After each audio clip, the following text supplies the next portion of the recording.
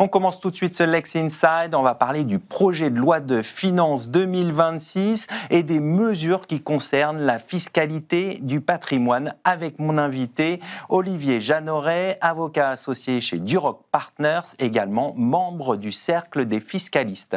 Olivier Jeanneret, bonjour. Bonjour Arnaud. Alors on va parler du PLF 2026. Il est enfin sorti et maintenant on connaît son contenu et on va se concentrer ensemble sur les mesures qui concernent la fiscalité du patrimoine. Tout d'abord, pour commencer, qu'est-ce que vous pensez de ce texte de manière générale en ce qui concerne les mesures de fiscalité patrimoniale ? Alors déjà, il est tout chaud, puisqu'il est sorti hier. On l'a attendu longuement. Et il a été plein de il y a eu plein de rebondissements en réalité avant d'arriver à ce texte. Il est globalement, je dirais, lacunaire sur un certain nombre de dispositifs dont on a pu parler dans un passé très récent. Il y a un grand phare, on va dire, dans ce texte, c'est la taxe sur les holdings patrimoniales, qui est vraiment une nouveauté. Rien que pour faire un petit parallèle, dans le Code général des impôts, qui fait quand même plusieurs centaines, voire milliers de pages, c'est la première fois qu'on parle de holding patrimonial.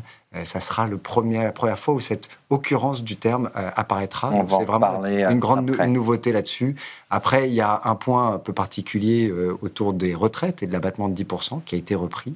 Mais il faut noter que tous les sujets qui ont été assez récurrents ces derniers temps, l'ISF, la flat tax, le pacte Dutreil, n'apparaît pas aujourd'hui dans le projet de loi de finances. Alors justement, on va parler de ce qu'il n'y a pas. La flat tax n'a pas été retenue. Pour vous, comment vous expliquez cette décision ? On est dans de la politique fiscale. C'est-à-dire qu'il y a cette taxe Zuckman, dont on a parlé longuement ces derniers mois. C'est 2% du patrimoine des plus fortunés, au-delà de 100 millions, qui s'appliquerait sans plafonnement.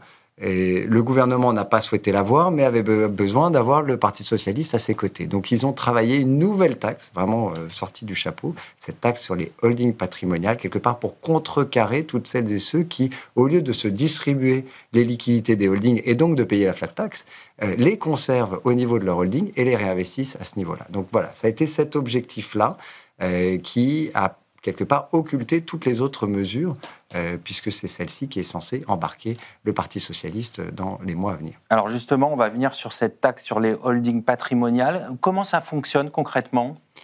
Alors, petit pas de côté, le texte fait 6 pages à 4, pour vous dire à quel point c'est d'une simplicité non biblique en la matière.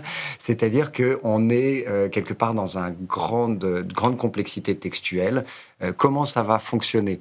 Ça va fonctionner, c'est si une holding est détenue à plus de 33% par une personne physique ou son groupe familial. Ça veut dire qu'encore une fois, ça n'est pas censé toucher toutes les holdings. On est vraiment sur la notion de holding patrimonial qui est très individualiste. Si cette personne-là est domiciliée en France, donc au sens du Code général des impôts. Donc, le fait de partir hors de France n'a pas forcément un impact sur ce texte. Et qu'après, cette holding a plus de 5 millions de bilan à l'actif de son bilan et qu'elle génère plus de revenus passifs que de revenus actifs, sans que les revenus actifs soient particulièrement définis. Dans ces cas-là, c'est une holding patrimoniale. On tombe dans le champ d'application du texte. 2%, on a gardé ce côté symbolique de la taxe Zuckman, 2% sur un certain nombre d'actifs. Et si on peut dire 2% sur un certain nombre d'actifs, c'est à peu près tous les actifs, moins quelques-uns qui sont identifiés, les actifs immobiliers affectés à une activité professionnelle et ce qu'on appelle, nous, communément, dans matière fiscale, les titres de participation. Donc, quand on détient plus de 5% d'une structure opérationnelle sous-jacente. Mais sinon, tout le reste a vocation à être soumis à cette taxe. Il y a des tempérances, il y a quelques minorations. Par exemple, la dette elle-même, sauf la dette immobilière, la dette n'est pas prise en minoration de la base taxable. Dit autrement, vous avez 100 millions d'actifs, mais vous avez 100 millions de passifs. Vous avez quand même une assiette potentiellement à 100 millions. Je simplifie. Donc voilà, c'est là où il y a quand même un certain nombre d'éléments qui vont devoir être précisés. Nous, ça fait 48 heures qu'on travaille, on va dire, vraiment minute par minute sur ce texte. On a nos clients au téléphone en la matière. Ils sont inquiets ? Alors, ils sont inquiets dans le sens où ils préféraient que cette taxe n'existe pas. Je dirais la plupart en sont à regretter l'ISF. Et je dirais même, en tant que technicien, l'ISF, on savait comment ça fonctionnait.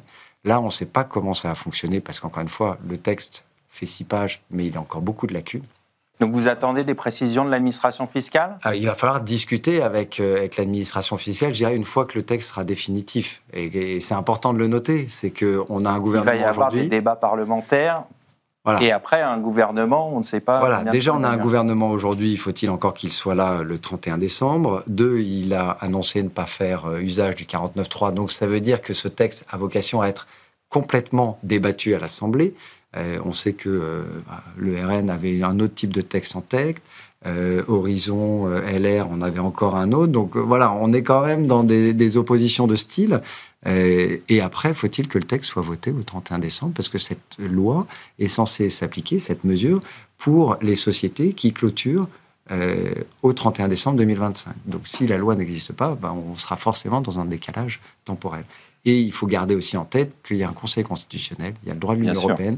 Je ne suis pas constitutionnaliste, donc je me garderai de conclusions hâtives en la matière, mais certains soulèvent déjà un certain nombre d'arguments pour justifier de la non-constitutionnalité d'un tel texte. Alors, restons sur le texte tel que déposé. La contribution différentielle sur les hauts revenus demeure dans le texte.